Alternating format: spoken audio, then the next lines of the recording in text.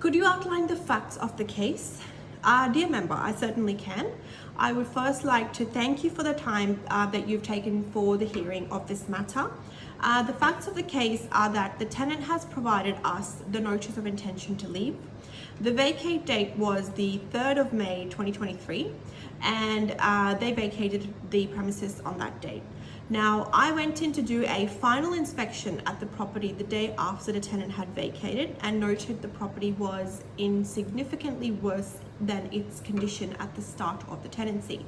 Now, I must mention in particular, remember the kitchen, the main bathroom, the laundry were left in a terrible state, and there was also rubbish left in the backyard that has now basically had to be paid for to be removed. The tenant was not present at the final inspection and is now disputing the need for further cleaning and rubbish removal. I have tried to discuss the matter with the tenant and negotiate a solution. I have advised her the property was not given back in the same condition she received it in, and gone through in detail the rubbish left behind and the state of the house. The tenant is now claiming that she did not leave any rubbish in the backyard and she had spent hours cleaning the property before she vacated.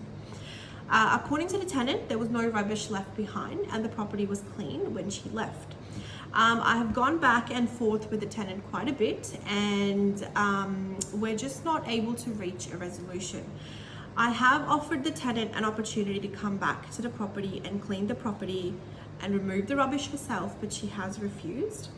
I then went ahead and obtained a quote for $500 for the bond clean and a quote for $400 to get the rubbish in the backyard to be removed, which the landlord paid to get the property back to its original condition.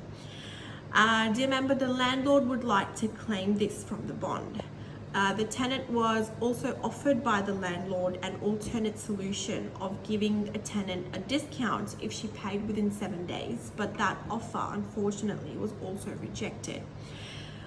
We then had to take the notice to RTA, and we did a conciliation, but we were unable to reach a resolution.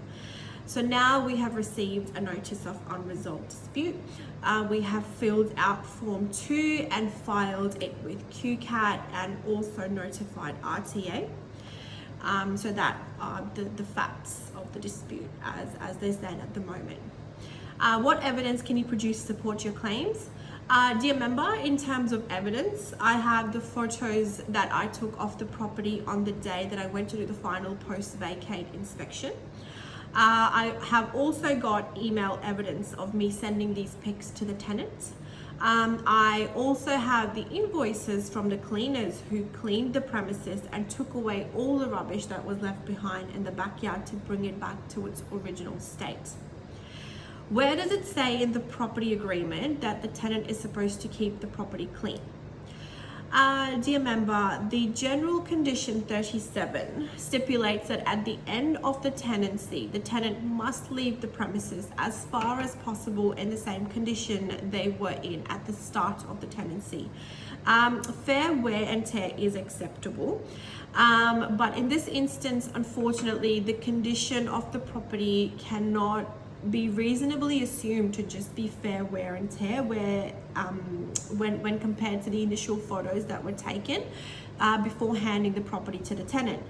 The condition of the property at exit was quite different. It was visibly unclean with piles of rubbish left in the backyard.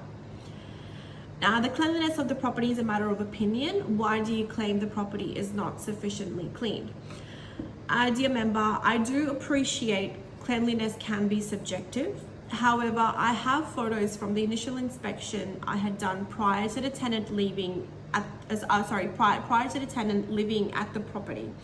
And when compared with the photos taken at the final inspection after the tenant vacated the premises, there's a stark difference where especially the kitchen, the main bathroom and the laundry were visibly very, very dirty compared to when compared to the clean state that they were received in by the tenant.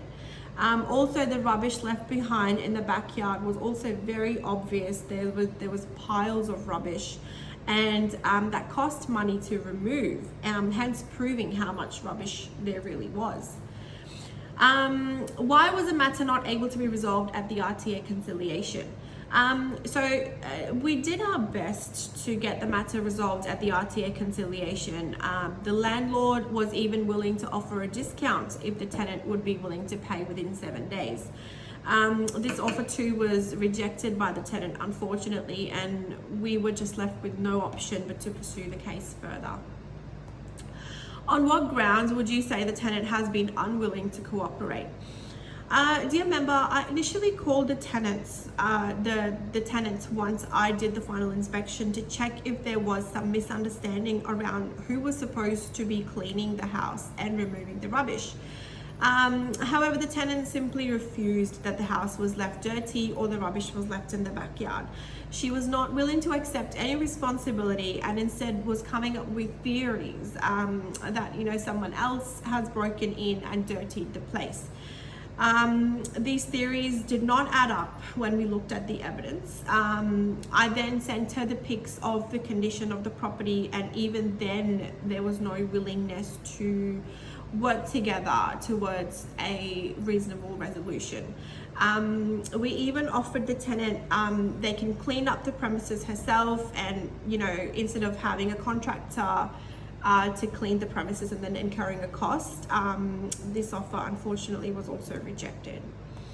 What outcome is the landlord after, and can you please provide me with a desired outcome and alternative outcome?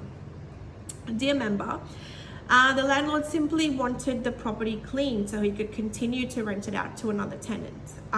As this particular tenant refused, the landlord had then paid money to get the cleaning and rubbish to get the cleaning done and the rubbish removed. The landlord is after these monies to be paid by the tenant, as it was the tenant who left the property in this condition. An alternative outcome the landlord will still accept is if the tenant pays within 7 days, a discount of 20% can be offered to the tenant. How can you be sure the quotes you obtained are reasonable? Dear member, to be sure of this, I had organized 3 different quotes from different businesses, and they were all coming to around the same amount.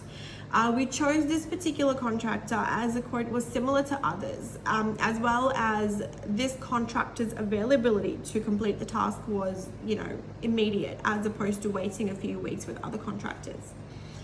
What orders would you like this tribunal to make? Dear member, I would like this tribunal to order the monies the landlord has spent on the contractors to be reimbursed to the landlord. Thank you.